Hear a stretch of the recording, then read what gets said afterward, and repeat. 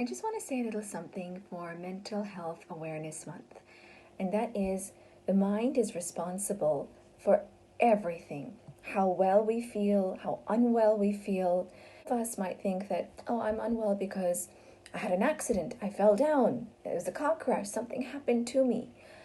And every accident that we go through, if we play it in slow motion just before that, you would notice that you're not fully present.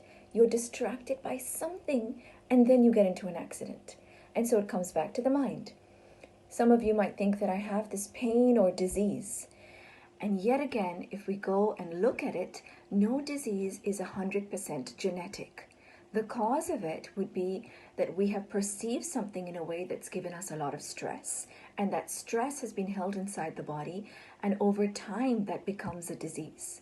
So things that we are experiencing in our life can be traced back to the mind. You might think the situation that you're in now is because of corona, because your partner did something and therefore you have no money anymore. But actually what is causing you your stress is your perception of that, and something that's taken away your trust that it's going to be okay or life is going to be okay. And so our perception comes from our mind. What has our perception not work for us is when we judge things as bad, wrong, and it's not going to be okay. What has our life and our mindset work for us is acceptance. And that is my big message. No matter what I say, I come back to acceptance.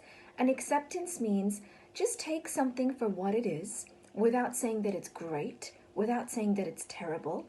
Accept that it is the way it is, even without feeling resigned and saying, oh, there's nothing I can do about it. If we see something just for what it is, we're mindful, and that makes such a difference. And I also want to add that I'm saying this as much for me as I'm saying it for you. Because as a mental wellness practitioner, it doesn't mean that we know the stuff and we therefore are perfectly fine all the time. In fact, I think we need to hear it more than some of you guys. And that's why we're the perpetuators of this knowledge and we're the ones that pass it on, because we need to hear it so much.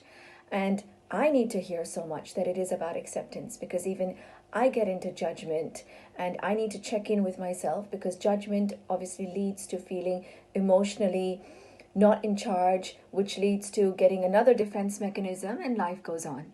So it's great to come back to these reminders of what can I accept today?